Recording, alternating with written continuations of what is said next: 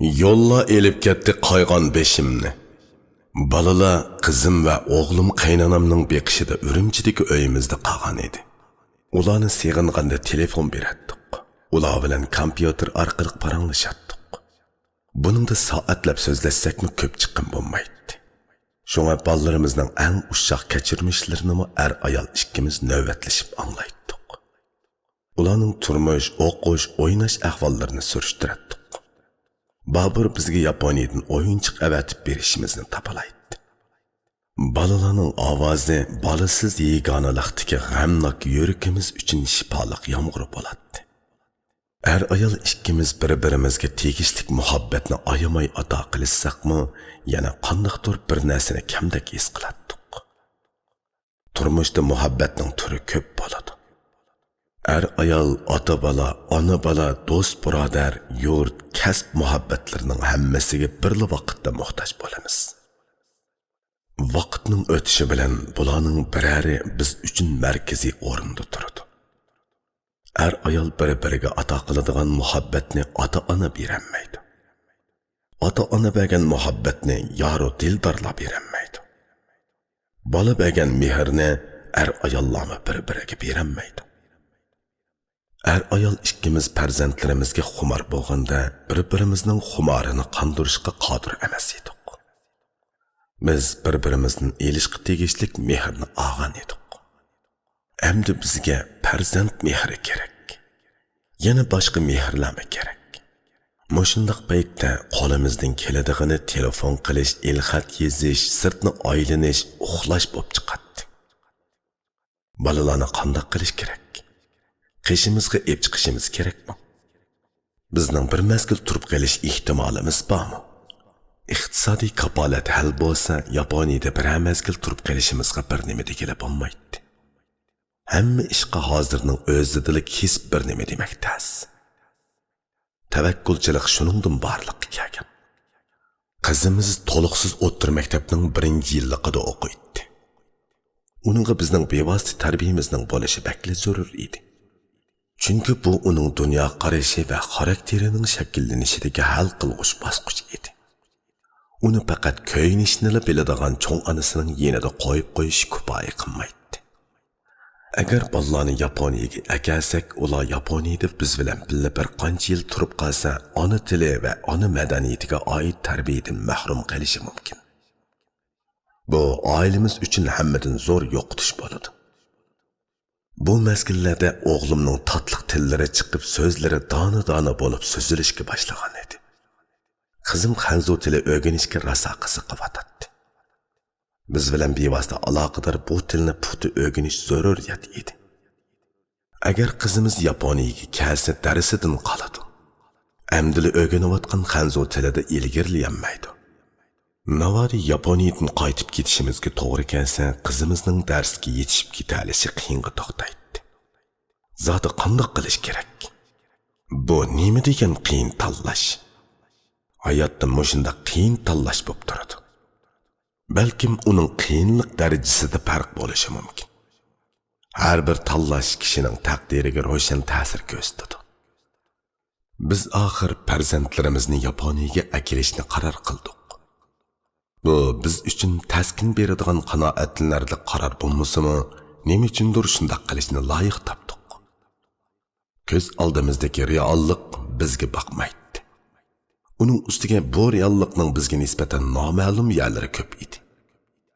Bundaq sharoitda tashabbuskor o'rnidagi tanlashning bo'lishi mumkin emas edi. Qandaqla bo'lmasin, bizning tanlashimiz bir tavakkulchilik edi. Bolalarimiz Yaponiyada bir mezgil turib qaytib ketgan taqdirdami, sharoiti o'zgacha bu jamiyatning ta'siri ularda amaliyotga uyg'un g'oyani paydo qilishi mumkin. Balkim ular kitoblar berilmaydigan mo'l bilimlarni ola. Buning qimmatini darhol ko'rib yetkila bo'lmasa-mu, kelgusida o'z qimmatini ko'rsatdi.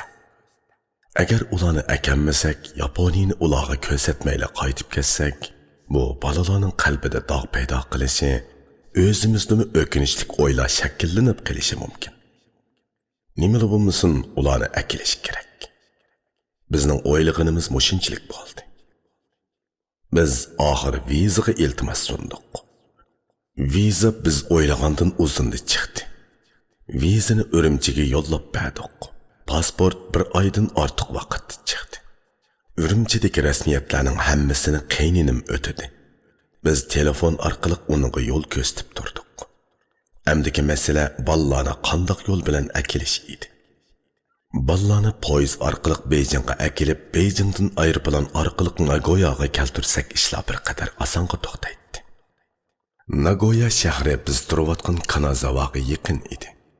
Qayninim bizning ko'rsatmamiz bo'yicha Jungo aviatsiya shirkatiga telefon orqali bilet zakaz qilmoqchi bo'ldi. Jungo aviatsiya shirkatining telefon qabul qilishi ancha ravon emas ekan. Telefon elingandimi xodimlar so'ralgan masalalarga qizg'in javob bermay turibkini qo'yib etgan. Ikki balani Yaponiyaning Nagoya shahriga yo'lga sanmoqchi. Bu haqda qandoq mulozimatinglar bor degan savolga bilmaydi ekanman, palonidan so'rag'in degan javob kelgan. Qayninim oxiri Yaponiya aviatsiya shirkatining Beyjingdagi ish o'rnidan maslahat so'ragan. Bu shirkatning xodimlari qizg'in javob berish bilan birga so'ralmagan masalalarni ta'kidlagan. Ular bolarimizning biletini 25% e'tibor bahoda berishga qo'shilgan. Ota-onasi qishida bo'lmagan bolalarga haqsiz holda maxsus mulozim qo'shib beradi ekan. Natijada qayninim Yaponiya aviatsiya shirkatiga bilet zakaz qildi. Yana bir qayninim bolalarni poyezd bilan Beyjingga akilib aeroplanga sep qo'ydi. Tamojnadan o'tish rasmiyatlari bejirilgandan keyin Yaponiya aviatsiya shirkatining xodimlari bolalarni o'tkazib olgan edi. Balla 12 ayning 1-kuni Tokio vaqti kech soat 8 da Nagoyaga yetib kelmoqchi. Bizmi shu vaqtga ulgurib Nagoya aerodromiga berib bo'lishimiz kerak edi.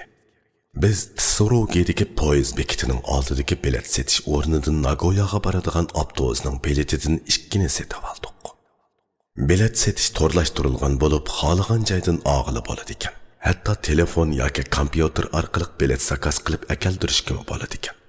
12 ayning 1-kuni tushdan keyin ayol ikkimiz Nagoyaga qarab yo'lga chiqdik. Bugun bolalarimiz bilan ko'rishadigan kun bo'g'ashqa ayol ikkimizning kayfi chaq edi. Uning ustiga bu kelgandan beri turgan yerimdan tunji qitim boshqa yerga chiqishim bo'lib, 5 oydan beri Tatsunokochi yezasida, mundaqcha aytganda, uning Miyataki Okochi kantlarining orasida yurdim. Takror turmush mashg'uloti o'xshash muhit ruhimni buruqtirma qilib qo'yatdi. Bu qitimliq safar menga tabiatning jamolini oz to'la ko'rish fursatini beradi. Qish oyi bo'lishiga qaramay, dag'dam yo'lning ikki qasnaqidagi tog'lar yop-yeshil edi. Bu yerda qorlar tushgan hamon erib ketadi. Qarg'aylarning yo'pirmoqlari sovuqni ko'rgan siri yashirib ketgan edi. Qarg'aylarning orasida boshqa daraxtlarmi bo'lib, ular yo'pirmoq tashlashga boshlagan edi. Ba'zi daraxtlarning yo'pirmoqlari tilla rang tusda jilva qiladi. Tog'ning daraxt shalon yerlaridagi yeshil ko'katlar sarg'ayishga boshlagan edi. Kuz fasligi o'ziga xos rang bilan inkas qaytaradigan turli daraxtlarni bag'riga olgan tog' yiroqdan qaraganda mashrang tusda ko'rinadi.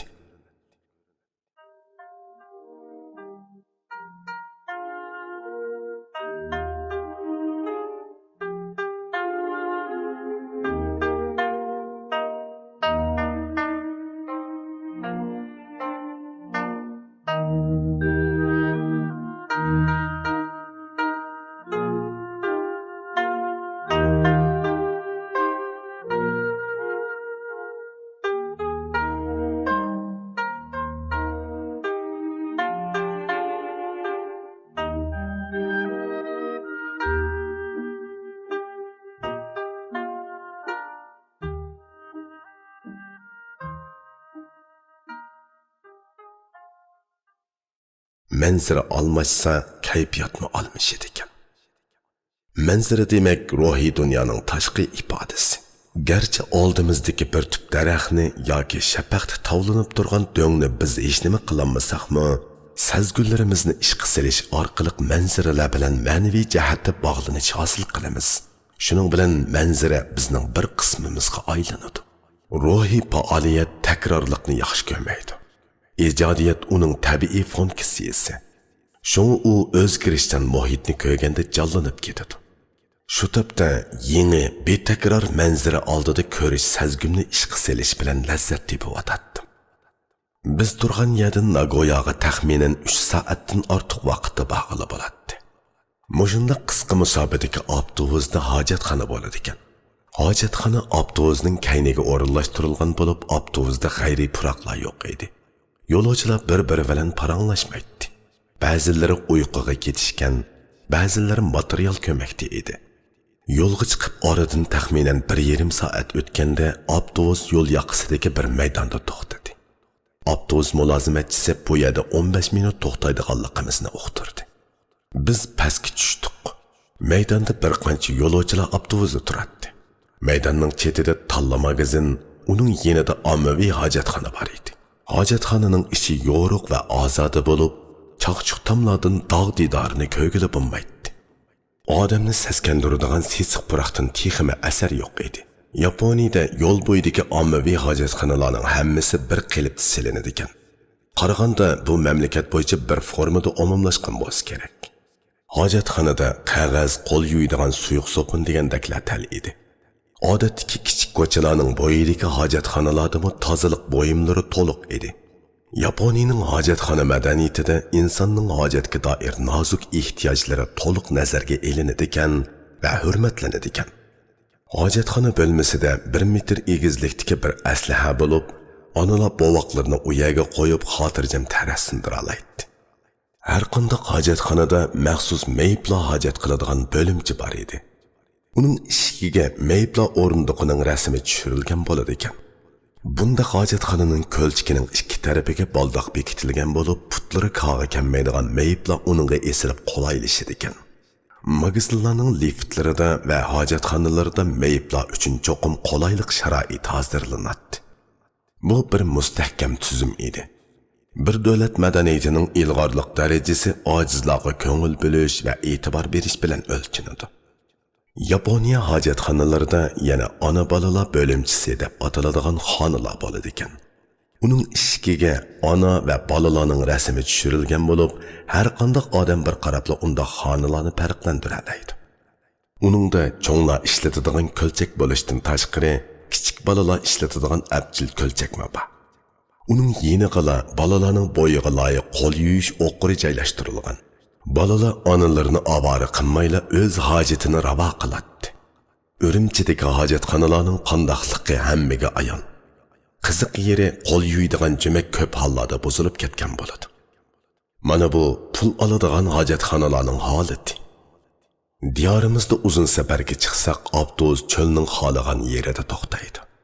Ayollar olchanlab mengishib birar do'ng yoki chatqalning kayniga o'tib ketishadi. Balalar yo'l yoqasiga qo'yib beradi. Erlar avtobusning kayniga ravon qilishadi. Bu yerda suv bo'lmag'achqa yo'lovchilar maynat qo'llarini yumayla avtobusga yenib chiqadi. Ularning ba'zilari shu qo'llari bilan g'asir chaqadi, olma nashbi tuxum so'yib yeydi. Odamlarimizning maynatchilikka qarshi immunitet kuchi haqiqatan yuqori. Xuddi mikroblar bilan to'xtam tuzishib olgandek, maynatchiliklar vaqtincha ularni hech nima qilolmaydi. Balkim ular mikroblar bilan tanishib olgandi. Avval hojatxonaga kirib yengillab oldik. Yuz ko'zlarimizni yuyib tetiklashib oldik. Ondan yon tarafdagi magazinga kirdik. Bu yerda yo'lovchilarga kerakli narsalarning hammasi bor edi. Uningda bir tez tomoqxona bo'lib, bir istakan issiq sut yoki qahva bilan 1-2 tal pecheni yeyishga ulgurgul bo'ladi.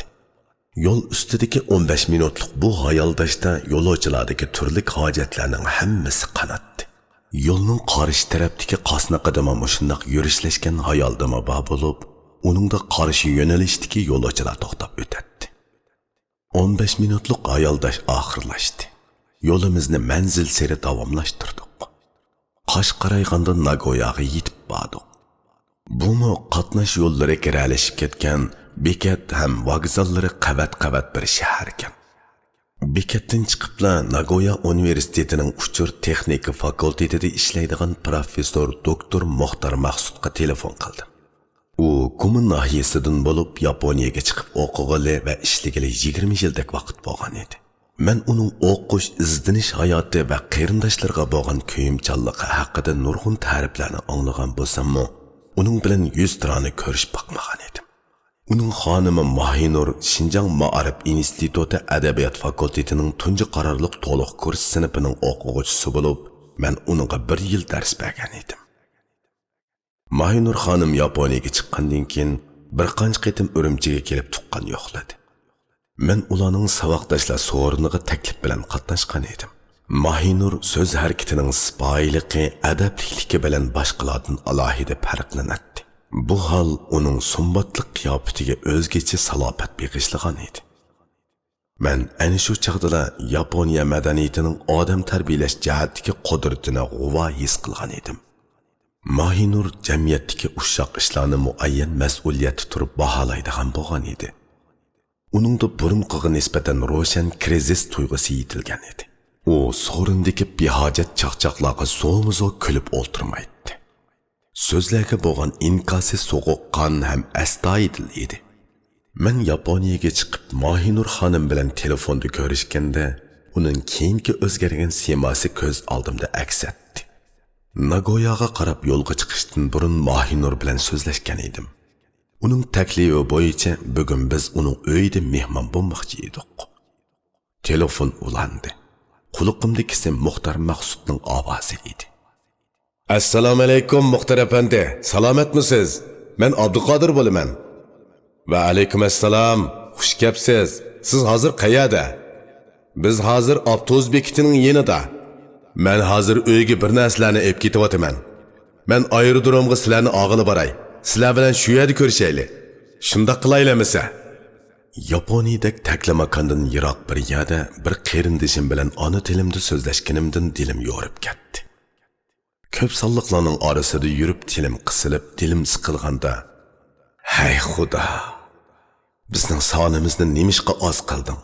Buningda qandoq hikmating bor?" deb ketatdim. Biz boshqalardan yo'l so'rab ko'cha avtobusi orqali Nagoya aerodromiga qarab mangdik. Biz mangan yo'llarda daraxt ozdek ko'rindi. Aerodromga oxir yetib bordik. Har holda kechikib qolmadik. Aerodromning kutish zali yo'ruq ham ozoda edi. Qayoqdandir kelgan yo'lovchilar kutish zalidan chiqishmoqda edi. Ular o'zlarining manzillariga tenab tamtirmay yo'l elishadi. Oqtanliklarmi xeli ko'p bo'lib, ular boshqalarning shahridami ko'ngli to'q bazmin mengishadi. Yotlarning shahrida tamtiraydiganlardan dunyoda malla bodek his qilardim. Bizning ko'zimiz odamlar chiqayotgan eshikda edi. Nurg'un odamlar chiqib bo'ldi. Bollarimiz teqi ko'rinmaydi. Mana ular oxiri ko'rindi. Qizimiz va o'g'limiz bir mulozim qizning yetaklashida eshikdan chiqib keldi. Biz ularni yiroqdilla tanib oldik. Ularmi bizni ko'rdi. Mulozim qiz ularning yuktaqlarini kichik aravaga besib ittirib kelyotdi. Biz ularga qarab qo'limizni pulanglatdik. Mulozim qizmi bizning ularning ota-onasi ekanligimizni his qildi bo'g'ay, biz tarafga yaqinlab keldi. Mulozim qiz bizga yaponcha ta'zim qildi. Bizmi uningga javoban ta'zim qildik. Men Bobirni dast ko'tarib peshonasiga so'yib qo'ydim. Qizimni bag'rimga bosdim. Mulozim qiz bollarni bizga topshirib xo'shlashdi. Biz uningga rahmat aytdik. Dal mushu hayajonning ustiga ular Muxtar Maqsud, Anvar, Kerem yetib keldi. Oldi bilan men bilan ko'rishgili oldimga kelgani Kerem edi. Ya'ni men uni tonimaydim. Uning ismini tanishgandan keyin bildim. Uning xushxo'y salamidan uning tildosh qarindishim ekanligini darhol bayqadim. U qomatlik, oqsiriq kelgan bir yigit edi. Ichimda bu Muxtar emasdi deb azroq gangiradim. Muxtar aviyada, dedi Kerem ichimdekini bilgandek. Yiroqda egiz, oqchashliq bir kishi turardi. Biz uningga yiqilladik. Umi bizga yiqillab keldi. Notonish sohibxonaga nisbatan tabiiy holda shakllanadigan xuduksirash mendama bo'ldi. Lekin Muxtar apandi men bilan yo'g'on olqonlari bilan qo'llarimni ching siqib ko'rishdi. U egiz ham tambal edi. Kumush rang chechi bug'duyong chiroyiga obdan singishgan bo'lib, uni pokiz salobatlik ko'rsatdi. Chiroy ifodasi salmoq edi. Anvar bizga tonish edi.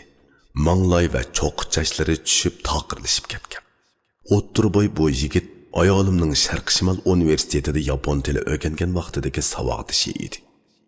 u Shinjang universitetidan bo'lib egri besiq ham kam so'zlikidan kishiga eransiz ko'rinadi.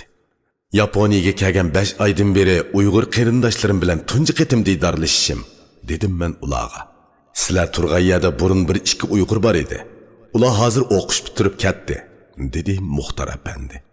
Shuncha avvat Yaponiya menga cho'l bayovandek bilinib ketdi.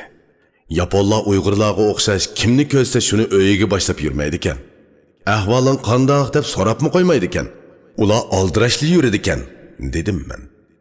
Rasa Uyg'ur sirapsizda. Shu topda bir Uyg'ur kelib meni o'z ona tilimda tillasa, bu menga cho'ldagi yomg'irdak yoqadi. Qiziq gap bo'ldi bu, dedi Kerem kulib. Hükümran tilda maqtagandan ko'ra, ona tilingda so'kilsang, shumi rahat bo'lib tuyuladi. Sizlar adabiyotchilar-a, deb qo'ydi Muxtar apandi. Muxtar birdam qizimni, birdam o'g'limni akilatib qo'yatdi. Biz aerodromning sirtiga chiqdik. Yuk taqlarimizni mashinaga bosdik. Hammamiz Muxtar apandining kalabash mashinasiga chippida keldik. Muxtar mashinasini haydab etib, Mahinurga telefon ochib bizni elib uyga manganligini aytdi. Orada bo'lungan parangdan ma'lum bo'lishicha, Muxtar apandi bilan Anvar apandi ikkisi bugun musulmonlar do'konidan go'sht va boshqa yemakliklarni setib olib, maxsus biz uchun tayyorlik qildi. Bu gaplardan to'ng'ilgan yuraklarim illib ketdi. Ko'chalar menga murakkab tuyuldi. Lekin Anvar Nagoya shahrining har bir xalta ko'chasini pishiq biladigandek ko'rinadi. Anvar, bu shaharni qaltis tushunadi ekansan-ku, dedim men. Anvarning ishlamagan zavodi, ishlamagan do'konlari qolmadi, dedi Muxtar chaqchaq talaffuzida. Yashayman desang jiq narsalarni o'zligingdan bilib ketadi ekansan, dedi Anvar o'rniga cho'kib o'ltirib. Anvar doktorlikda o'qib etibdi. U bu o'qishni kelar yili tamomlaydi ekan. Kerem Shinjang Yezikilik universitetidan bo'lib yurt ko'rli ekan. U botanika bo'yicha doktorlik o'qishini Nagoyada tamomlab qaytib ketgan ekan.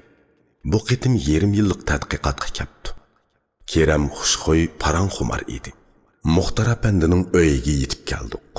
Eshikdan kirishimiz bilan tonish Uyg'ur taomlarining mazzalik hidi dimig'imga urildi. Mahinur xonim bizni izzat ikrom bilan ishkiraga boshladi. Qozon beshida yana 2 ayol avara edi. Ular oldimizga kelib biz bilan salomlashdi. Ularning biri Paynakbosh Anvarning ayoli Jamila edi. Yana biri Avtonom rayonlik xalq hukumatida kotib bo'lib ishlayotgan shoir Muxtar Maqsudning inisi Mahmudjonning ayoli edi. Mahmudjon Mo'sha shaharda magistrlikda o'qiyotgan bo'lib, bugun jiddiy maqola tayyorlash ishi bilan bu yerga kelinmagan edi. Mahmudjonning ayoli Potigul Mahinurning singlisi edi. Biz to'rdan o'rin oldik, duoga qo'l ko'tardik, salomlashdik, ahvollashdik. Mahinur dasturxon silib allaburun tayyorlangan mazalarni tizdi. Duxovkada pishirilgan Uyg'urcha to'qashlar oldimizda paydo bo'ldi. Uyg'ur nonlari, Uyg'ur nada bo'lsa sanmu shu yerda, dedim ichimda. Kunjitlik to'qash dasturxonga bo'lakchilar yarashgan edi. Biz choy o'tlag'ash paranglarimizni davom qildik. Ayollarning qozon beshiriga harakati jiddiy tus erishga boshladi. Qangroqning to'shiga takkandagi ovozi yurtimizdagi Uyg'ur o'ylarining mehrini aslatdi. Uy ishi qilayotgan ayol ajoyib so'yimlik bo'ladi. Shu topda yoqi yurtlarda osonlikcha erishkili bo'lmaydigan alvakchilik orduqimni ammoqda edi. Ayollar Jamilani qozon beshiga o'tkili qo'ymadi. Balalar birdamdila bir-biriga kirishib o'ynashga boshladi. Balkim o'g'lim Babur dunyoning hamma yeri Uyg'urning uyi ekan deb o'ylab qolgandi. Demisimi, biz o'ltirgan bu uy do'nko'rikdagi qaysi bir Uyg'ur uyining naq o'zi edi. Mahinur xonim dasturxonni bekalab oldimizga polo akeldi. Orqadan cho'chora, orqadan har xil qo'rimalar. Muxtarning kichik qizi cho'chori yavetib qiymining suyi javg'iga chachirab ketib, itoy deb yig'lab ketdi. Hammamiz qaqoqlab kulib ketdik. Itoy degani og'ridi degani edi. Ayollar bir bulonga yig'ilib o'zining paranglarini qilishdi.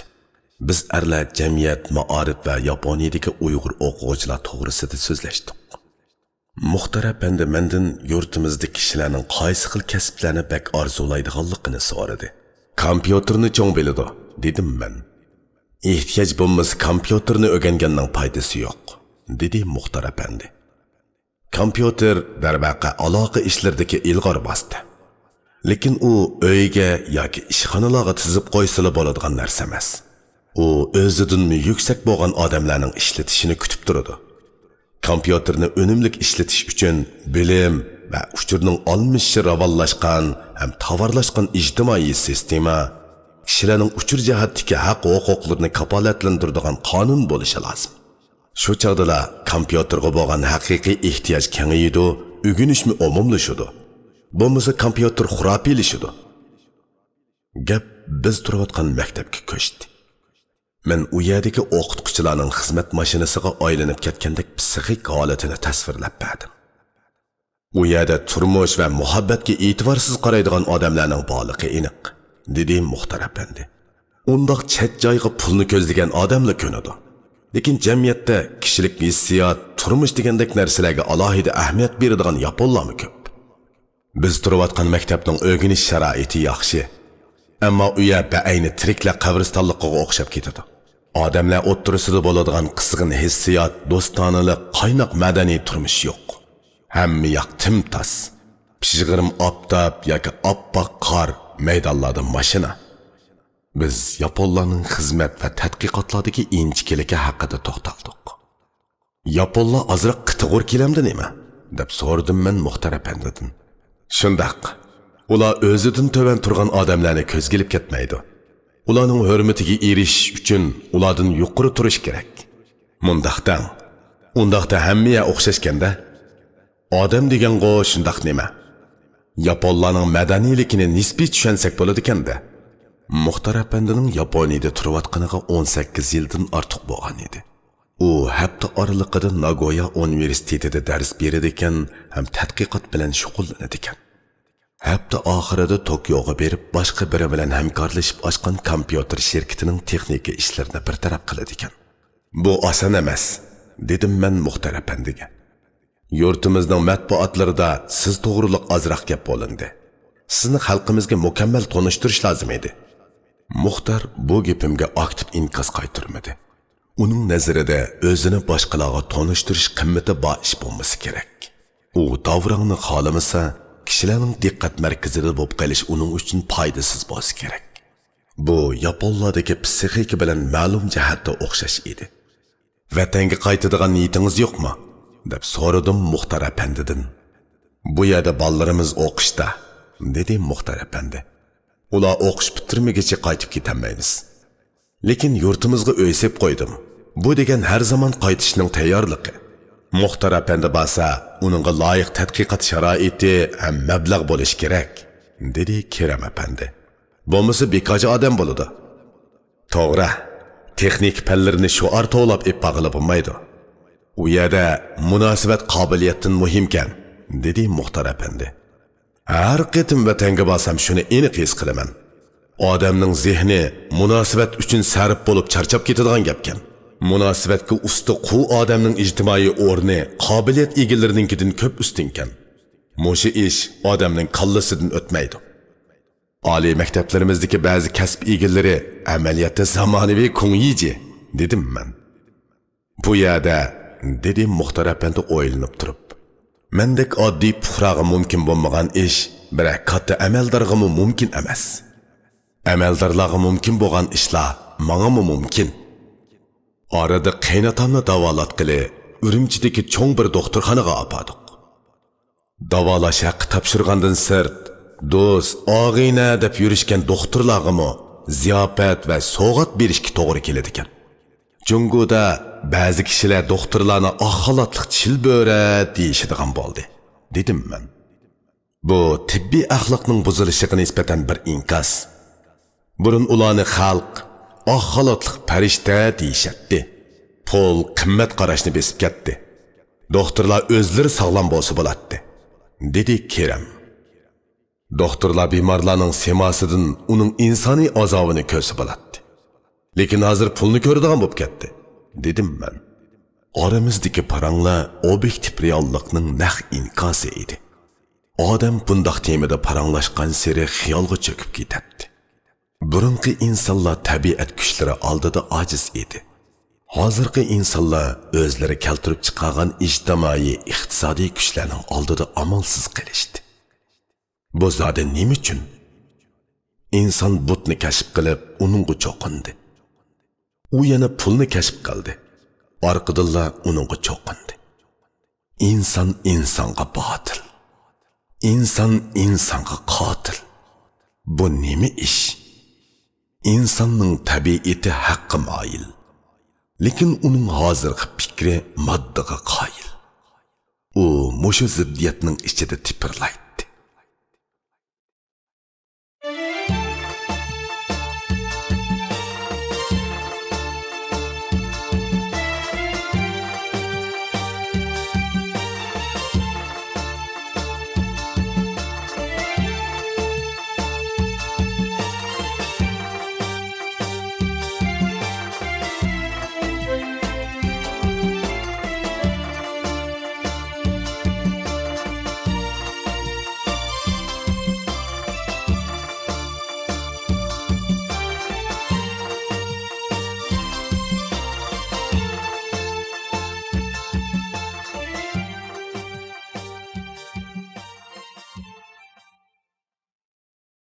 Tast tepishgan qarindoshlarning parini tun yerimgacha davom qildi. Hammamiz o'zimizning Yaponiyada turayotganligimizni unutib, vaqtga Uyg'urcha muomala qildik. Vaqt bu oqshom bizning ixtiyorimizga o'tdi. Hammamiz Muxtar apandining uyida tunadik. Ertasi Muxtar apandining to'liqsiz o'rta maktabda o'qiyotgan bir o'g'lining yig'isi bilan uyg'onib ketdim. Vaqt texi atigan edi. Aslida Mahinur xonim o'g'liga Gyodun deydigan yaponcha tamoqni qilib berishni tunugul va'da qilgan ekan. O'g'il va'dangda turmading deb xafa edi. Yaponcha tarbiya ko'rgan bolalar va'dani ching tutadi. Va'dada turmaganlarni kechirmaydi. Gyodun bir xil yaponcha tamoq bo'lib, piyoz aralash qo'rilgan kala go'shini ko'rishga qo'shib yeydi ekan. Balalar maktablarda beriladigan yaponcha tamoqlarga ko'nib ketib, uyda etilgan uyg'urcha tamoqlarni yoqtirmaydigan bo'lib ketgan edi. Ular uyg'urcha tamoqlarni bak yog'liq deb qaraydi ekan. "Yig'lama, yeydigan narsa uchunmi yig'lamsan?" dedi Muxtar apandi o'g'lini do'qqislab. "Mehmonlarning oldida sat bo'ladiganligini bilmamsan?" Bola yig'laverdi. Muxtar uningga pul berib magazindan akirib yeyishni topaladi. Bola birdamning ichida o'zining omroq narsasini akirib ishtaha bilan yeyishga boshladi. Uning chiroyiga bo'lakcha lazzat va rozimanlik tepdi. U heylilik qilgan parokandasini tezla unutib, yenida o'ltirgan Keram apandi bilan xushal qo'ram parang selishdi. Mahinur atigandala qozon beshiga o'tib bir to'g'oni döşining ustiga oldi. Biz uni to'sib oldik. "Kunji to'qichingiz bilan sut bosili bo'ldi", dedim men Mahinurga. "Atiganda galdan qorimi o'tmaydi." Mahinur Uyg'urcha nashtalık tayyorladi. U Yaponiyaga yangi chiqqan chog'lardagi yot sinishlari ustida gap qilib berdi. U uydagi g'iriblikqa bardoshlik berolmay talay qitim yig'lab tashlagan ekan. Mana endi u ko'nib ketibdi. Yaponchani bir obdalla so'zlaydi ekan. Beka chog'larda kurslarga berib chash yasashni o'rganibdi. Uning vujudida Uyg'ur ayollariga xos latofat, mehr, ko'yimchanlik bilan Yapon ayollariga xos tirishchanlik birikib ketgan edi. U Urumchida davolanayotgan dadasining gapini qilib ko'ziga yosh oldi. Biz uningga tasalli berdik. "Dadam ajoyib mazmut, xushbe'l, ko'ngilchak odam edi. Kesal uni bo'za qilib ketdi", dedi Mahinur xonim ovozi titrab. Ayol kishi erga sodiq, dadaga mehribon bo'lsa, odamga bo'lakcha illiq tuyg'u beradi. Mahinur Yaponiyada 10 yilga yaqin turgan bo'lsa-mu, tipik Uyg'ur qiziga xos xarakterini yo'qotmagan edi. Muxtar apandimi Yaponiyada 20 yilcha turish jarayonida Uyg'ur yigitlariga xos mijozini qat'iy yo'qotmabdi. U kesib gap qiladi. Odamigarchilik, g'urur, sexiylik uning fazilati edi. U shuncha yillar davomida o'zidan keyin Yaponiyaga chiqqan har bir qarindoshiga astoydil ko'ngil bo'lib, ularning turmushidan xabar oldi. Ularga ish tep berdi. O'qiydigan maktablar va kasblarni o'qishib berdi. U yangi kelgan qarindoshlariga otatorchilik qilishda faoliyatchan ham qizg'in edi. Ba'zilar ozroq bilim elib afzal xizmat sharoitiga erishsa, o'zining qavmidan yiroqlab ularni ko'zi chiroyini purishtiradigan bo'lib ketdi. Lekin Muxtor mardona bir Uyg'ur yigiti edi. Uning turqidan dehqon yigitlariga xos tuzlik va ziyolilarga xos ilmiylik chiqib turadi. Muxtor apandi atiganda ishga ulgurib maktabga ketdi. Tush bo'lganda Mahinur bizni mashinasi bilan bekatga uzatib chiqdi. O'g'lim Bobur uning kichik qizi bilan xeyli o'zlashib qolgan edi. U bir kun ichida Tanoshi degan bir eg'iz gapni o'rganib olibdi. Bu xushal xo'ram degan ma'nini bildiradi. Biz Nagoyadan Kanazawaga qarab yurib ketdik. Uyga kelgandan keyin ballarni yuyundirdik va kiyindirdik. O'zimizmi yuyunib aram oldik. 2 kun ichida balalarni maktab atrofidagi magazin va ko'chalar bilan tanishtirdik. 2 kundan keyin qizimizni boshlang'ich maktabga, o'g'limizni balalar bog'chasiga avatdik. Qizimizda til qiyinchiligi bo'lg'achqa Miyatakidagi boshlang'ich maktabning 6-yilligiga berishni loyiq topdik. Tuzum bo'yicha uning yeshimi shuningga loyiq edi. Maktab bilan aloqalashadigan ishlarni Jamila qildi. U Bulbulnozni boshlab maktab mudiri bilan ko'rishibdi. Suhbat va rasmiyatlar 20 minut ichida bitib, qizimiz atisidan boshlab maktabga borsa bo'ladigan bo'ldi. Bir oylik tomoq uchun 2000 yen topshiribdi. Ya'ni bu pul 140 yuan atrofidagi xalq puliga to'g'ri keladi. Yaponiya sharoitida bu yo'q hisobdagi pul edi. Qolgan haqlarini hukumatdan beradi ekan. Bulbulnoz atisidan boshlab yapon bolalar bilan birga boshlang'ishning 6-yilligining darsini anglamoqchi. U bir ig'izmi yaponcha o'qimaydi. Atiki muhit uning uchun tamoman yod va noma'lum. U qattiq ruhiy besimning ichida qolgan edi. Biz uni rag'batlantirib turdik. Junguliq bir qo'shnimizning Jongshan ismli bir qizi bo'lib, u Miyataki boshlang'ich maktabida o'qiydi. Atisi Bulbulnozni uningga qo'shib qo'ydik. Xanzo tili ularning orasidagi vosita edi. Bulbulnoz biroqla kashta qaytib keladi. Kashta uning og'zidan nimalarni anglaymizkin? Bu biz kutayotgan bir qiziqarli ish edi. U maktab darvozasining oldiga kelganda bir ishdan hayron qoldi. U tunigin ishxonada ko'rgan maktab mudiri maktab darvozasining oldida turib, darvozadan kirayotgan har bir o'quvchiga ta'zim qilib xayrlik sahar deydi ekan. Bulbulnoz tunigin deyishib qo'yilgan vaqt to'shqanda maktab mudirining ishxonasiga kiribdi. Mudir sinf mudirini chaqirib Bulbulnozni uningga topshiribdi.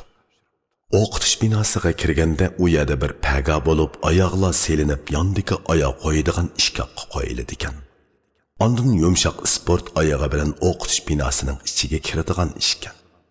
Koridor va sinfning tegiga sun'iy to'qilmalar selingan bo'lib, intayin pokiz ekan.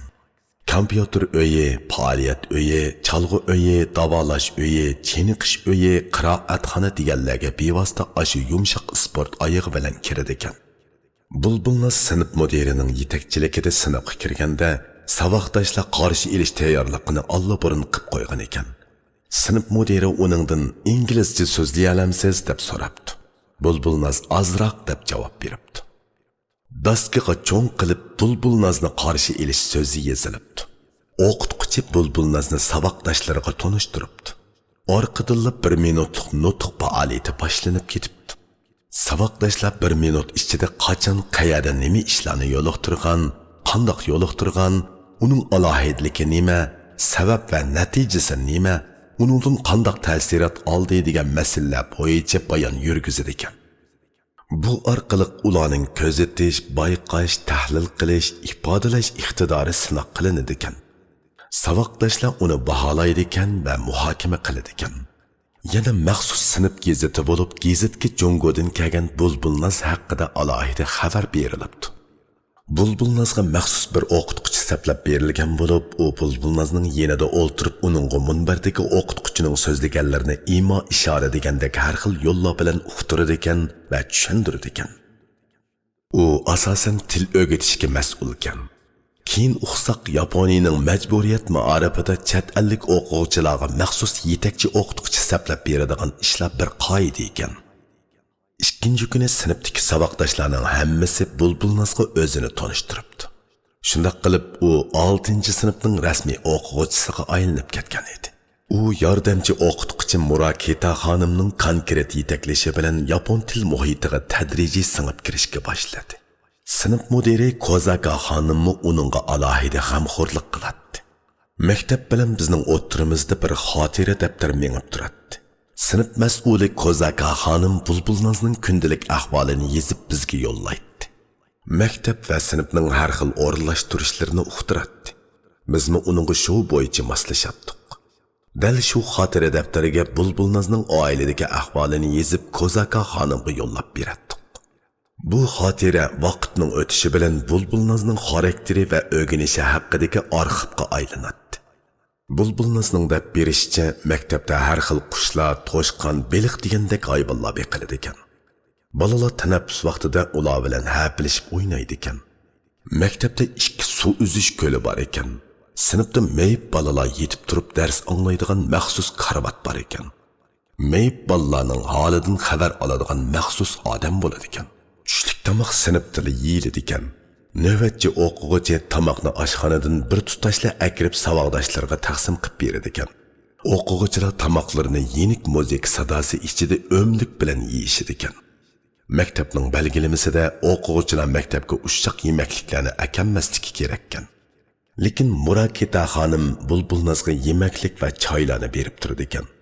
Yaponiya ma'arifida o'quvchilar qanchalik narsa bilsa, uni ishlatishi kerak edi. Ishlatishdan o'tmagan bilim haqiqiy bilim emas edi.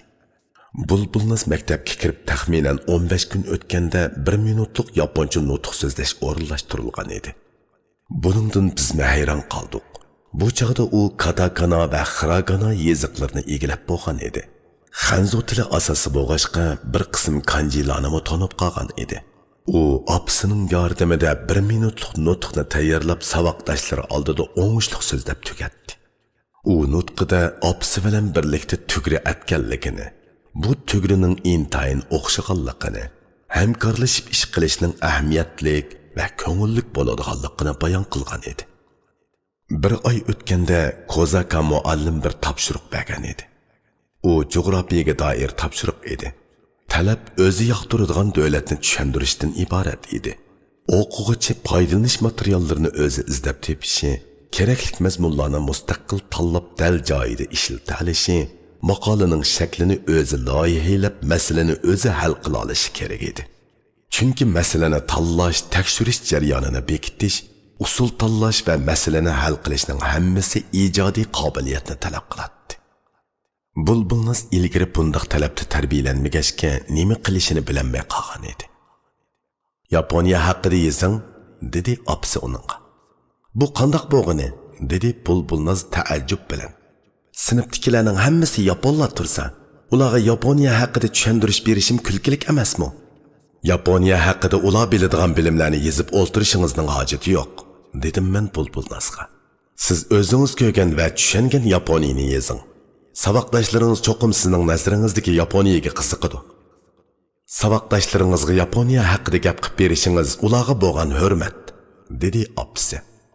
Bulbulnaz maslahatimizni qabul qilib, opsining yordami bilan yaponcha torbatlarni og'tirib, Yaponiyaning davlat bayrog'i, tarixiy, jug'rofiylik ahvoliga oid uchurlarni ko'rib chiqdi. U bu bilimlarni o'zining ko'rganlari bilan qo'shib 5 minutlik bir parcha nutq so'zi yezib chiqdi. U bu nutqni sinfda so'zlaganda ota-onalarmi bor edi. Chunki ota-onalar o'zi xohlagan chog'da sinfga kirib dars anglasa bo'ladi. Sinflarning maktabning alohida faoliyatlariga ota-onalarni taklif bilan qatnashidi ekan. Bundoq faoliyatlarni pat-pat o'tkazilib turdi ekan. Bulbulnaz u kuni o'z-o'zidan rozi bo'lib maktabdan xushal qaytib keldi. Ko'pchilik uningga yaxshi baho bergan edi. Saboqdoshlari uning qisqagina vaqt ichida yapon tilida ilgirlaganligini tabriklagan edi. Bulbulnaz keyinchi sinfning tozaliq hay'ati bo'ldi. Hatto maktab bo'yicha o'tkazilgan bir qadimliq tantarbiya faoliyatida riyosatchimi bo'ldi. U bu kuni butun o'quvchilarga atlas ko'nglik chimendopi kiygan holda Uyg'urcha usul o'ynab berib qizg'in olqishga sazovor bo'ldi. Faoliyatdan natijaga erishganlarni saboqdoshlar o'zlari yasagan narsalar bilan mukofotlabdi. Bulbulnaz maktabdan soat 4 qaytadi. Topshiriqlarini 1 soat ichida ishlab bo'ladi. Qolgan vaqt uning o'z ixtiyorida bo'ladi. U aslidagi to'liqsiz o'rta maktab 1-yillikning o'quvchisi bo'lish sifati bilan Yaponiyadagi boshlang'ich 6-yillikning bir qism matematika masalalarini ishlayolmay qiynaladi. Urumchida uning topshiriqlari oqshimi Urumchi vaqti soat 11larda tugamay qoladi. Lekin Yaponiya maktablarida bolalar topshiriqlarini bir soat ichida ishlab bo'ladi ekan. Shundaqdimi ular matematikalik masalalarni analiz qilish jihatda bulbulnasdan yaxshi edi. Yaponiya boshlang'ich maktablarining matematika darsligi abstrakt hisoblash ifodalari bilan emas, balki turmushga yiltizlangan konkret masalalar bilan to'lgan edi. O'quvchilar bu masalalarni tahlil qilib o'zi ifoda tuzib hisoblash ib boradi ekan. Bulbulnas tayyor ifodalarni hisoblashda yaxshi bo'lgani bilan turmushdagi matematikaga kelganda ojiz edi. Mana bu bizdagi jamiyat va turmushdan yiroqlashgan tarbiya usulining natijasi. Bizdagi ma'arif bolalarni ulug' quruq gaplarga va ig'i bilan beg'i yo'q topshiriqlarga mahkum qilyapti. Bolalarning ijodiy tafakkuri tormizlanib, topshiriqqa taqobil turadigan takror faoliyat shakliga kirib ketdi.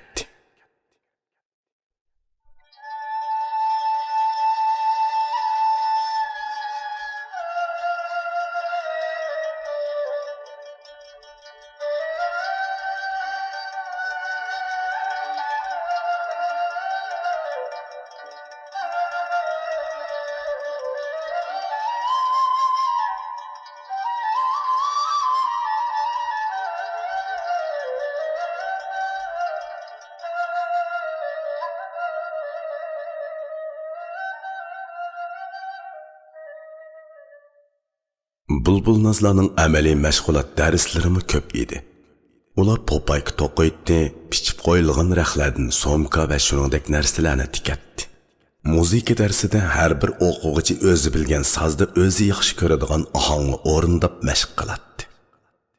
Men hech nima qilolmadim. Qo'llarim pianinoning tillari ustida kalvalishib ketdi. Savoqdoshlarim oldida izoh tatqinimdan yaga kirib ketayli dedim, dedi Bulbulnaz bir kuni domsuyib turib.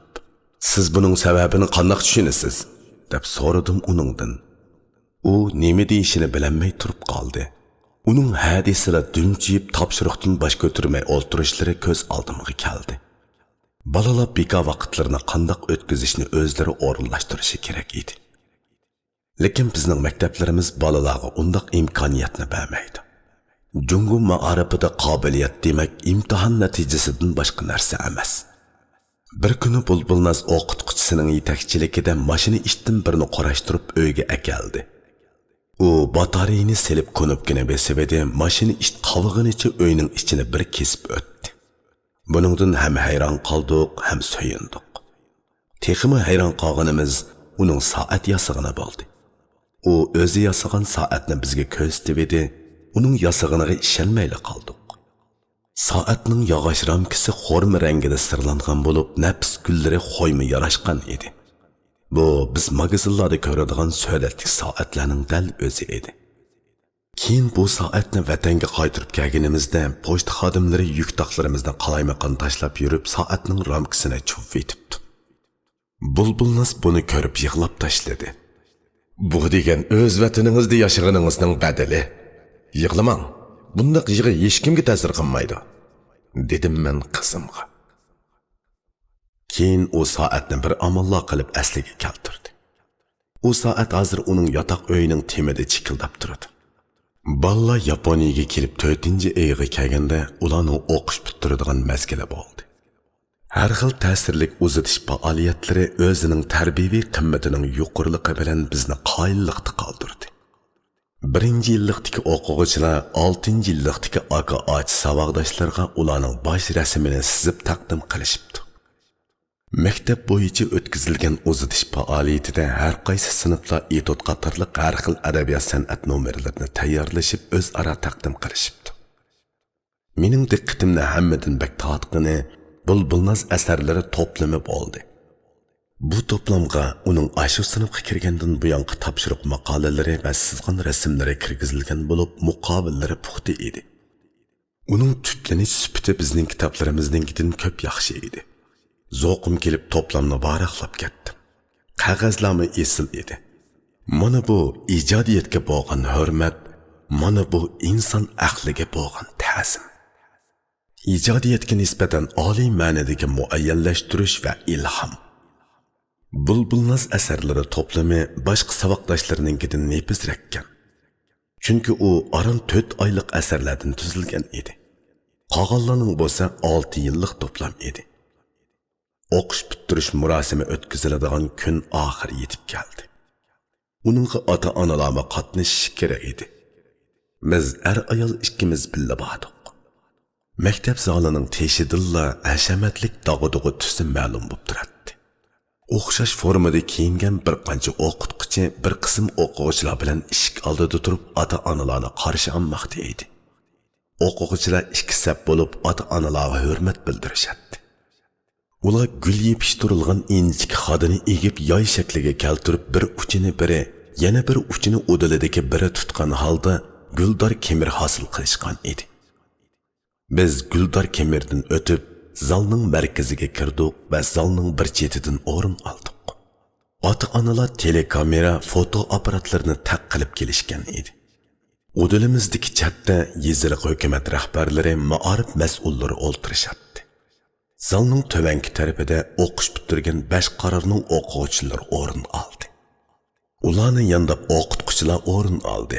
Bir chatda pianino qo'yug'liq edi. Ota-onalar bilan rahbarlar o'ttirisidagi yer bo'sh edi. O'qish bitirgan o'quvchilar tantanalik musiqa sadosi ichida zalga kirib keldi va bo'sh o'ringa kelib ota-onalarga, rahbarlarga salom berdi. O'quvchilarning hammasi maktab formasi kiygachga chiroyli ko'rinadi. Qora ko'k yopka va chapan, oq kopta, oq paypoq, sport oyoqlar ularga to'limi yarashgan edi. Bulbulnazning bo'yi xeli egiz bo'lg'achqa oxiridagi saptun o'rin olgan edi. Ular o'ri turishadi. Birdamdan keyin o'qish bitirmagan o'quvchilar navbat bo'yicha o'rinlaridan turishib so'zlashga boshladi. Afsuski, men ularning nima deganini bevosita tushunolmay qoldim. Ayolimning deb berishicha, ular o'qish bitirgan o'quvchilarning o'zlariga yetkazgan yaxshiliklarini, yordamini so'zlab etibdi. Birining puti qorga petib qolsa, qordan tortib chiqarishlar, bilmagan masalalarga berilgan javoblar, berib turilgan kitob va qarindoshlar uchun fuqi o'quvchilar bir-birlab rahmat aytmoqda ekan. İnsani fazilat babidagi bu qadar zil inkaslar intayin samimi bo'lganlikdan ota-onalarning, o'qituvchilarning ko'zidan yosh oldi. Navbat o'qish bitirgan o'quvchilarga keldi. Ularning qalb so'zlarini bir-birlab aytdi. Orqadan maktab mudiri so'zga chiqdi. U qarlig'ash quyruqli kostyum kiygan edi.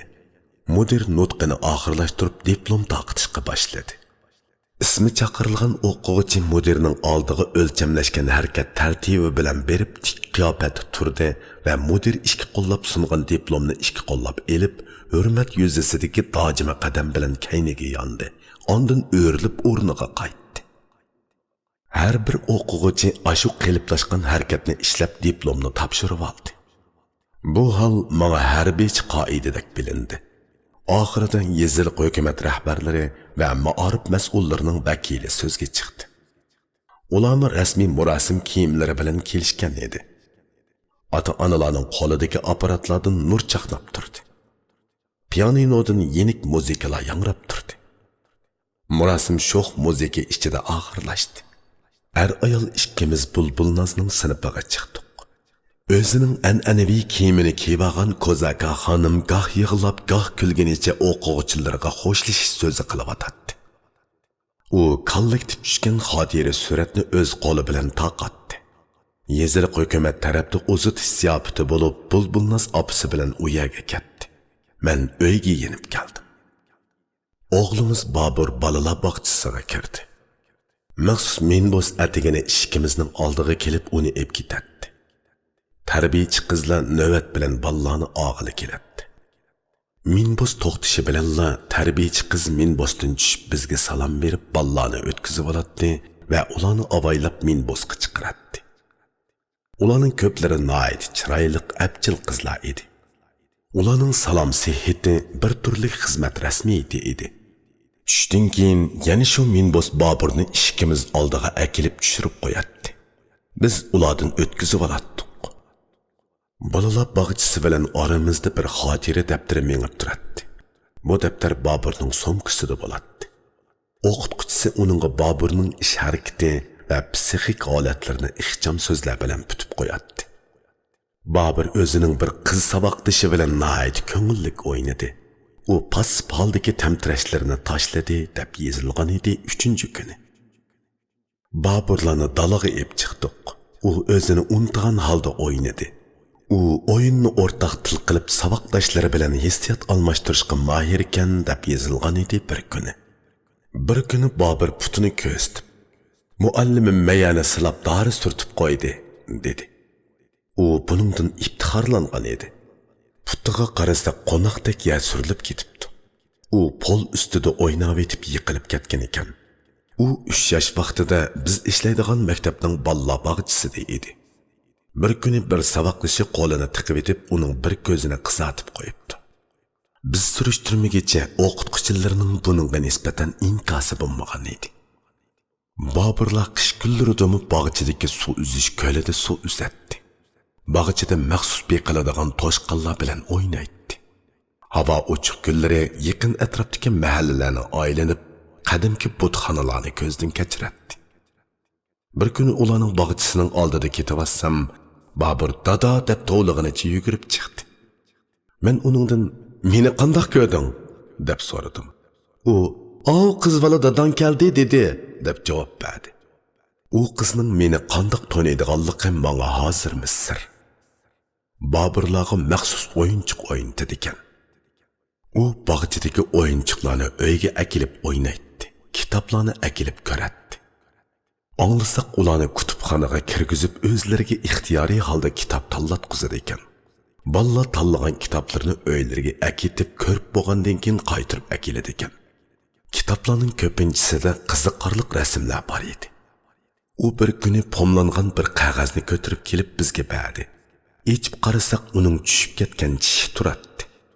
O'qituvchi Boburning somkasidagi xotira daftariga uning tishining tushganligini muboraklab xat yozib qo'ygan edi. Yana bir kuni Boburlar o'qituvchisining yetaklishida Qeyrilar sanatoriyasiga berib, ularning qo'llarini, mo'rillarini, putlarini tutib qo'yib ketdi. Qeyrilar ularga shokolad taqdim qildi. Keyin Boburlar balalar bog'chisini bitirganda, ular har birining tug'ilgan kuni nashrdan chiqqan gazetni ayrim-ayrim tuplab kitob holatiga keltirib balalarga taqdim qildi.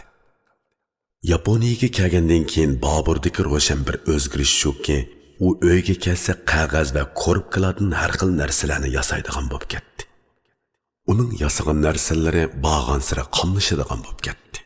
Bu yanada yaponcha tarbiya sharoitining mahsuli edi. Boburlarning o'qish bitirish murosimiga men borolmay qoldim. Opasining aytishicha, ularning murosimi dag'duqliq bo'ldi. Meningcha o'qish bitirish murosimi o'quvchilar uchun bir qitimliq jamiyat darsi. Ammo bizning maktablarimiz uning ahamiyatini yetarli ravishda ko'rib yetamidi yoki uni muhim ishlar qatorida ko'rmadi.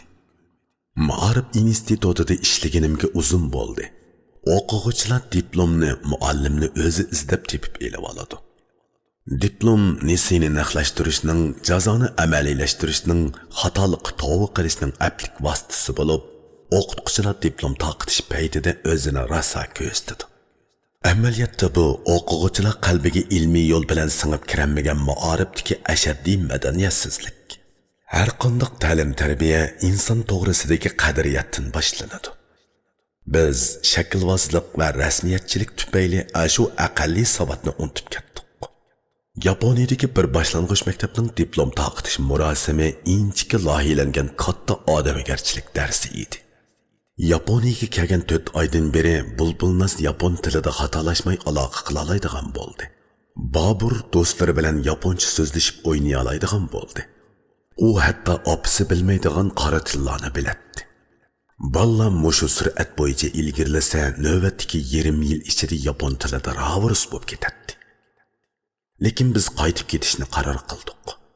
Yaponiya madaniyati va ma'arifining yot millat ballarini assimilyatsiya qilish iqtidoridan tong qoldim. Balla kichikida o'z millatining tilini puxta o'zlashtirishi, o'z ajdodlarining tarixini bilishi, ona madaniyatini tushunishi, muhimi o'z xalqining e'tiqodi bo'yicha mustahkam qimmat qarash yetildirishi kerak. Bulbulnaz bilan Bobur Yaponiyada mushbeta mangsa aqlliq va bilimlik bo'lib o'satdi. Lekin o'z millatini, ona tilini chalib bilib qoladi. Ular ona madaniyatining bag'rida o'sib yetilib olgandan keyin chet elda oliy ma'arif tarbiyasi osima kechikmaydi deb qaradik. Mana bu bizning qaytib ketish qaroriga kelishimizdagi muhim sabablarning biri. Vatanga qaytib kelganimizdan keyin ishchi siyrilgan holda meni ayblaganlarmi bo'ldi. Men ularning samimiy ko'yimlariga tashakkur aytaman albatta. Men Yaponiyada Chex yozuvchisi Milan Kunderaning Kulish va unutish xotirasi nomli romanini o'qib etib mundaq so'zlarni uchratgan edim. Bir millatni yo'qotishning birinchi qadami uning xotirasini o'chirib etish, kitoblarini, madaniyatlarini va tarixlarini ko'ydirib tashlashdan iborat. Uningdan keyin ular haqida yangi kitoblarni yozdirib, yangi madaniyat va yangi tarixni yasab chiqish kerak. Uzoq o'tmay u millat o'zining o'tmishi va hozirini, atrofidagi dunyoni tezlik bilan unutishga boshlaydi. Ularning tilini qanday qilish kerak? Uningga ovora bo'lishning nima hojati? Til folklor sifatidagi narsaga aylanib o'zligidan yo'qoladi. Yaponiyada farzandlarimning ruhidagi ozg'ina milliy o'zlik tez sur'atda yuyilayotgandek bir xil andisha meni tuzuk uxlatmadi. Nimali bo'lmasin, men ularni xalqimning quchqiga qaytirib kelishim kerak. Farzand tarbiyasi birla ota-onaning qo'lidan keladigan ish emas. Uningga o'zini yaxshi tonigan xalqning moddiy va ma'naviy muhiti kerak. Xalq bu bolalarni quchqiga ola olamdi yo'q, bu mening navbatdagi andisham.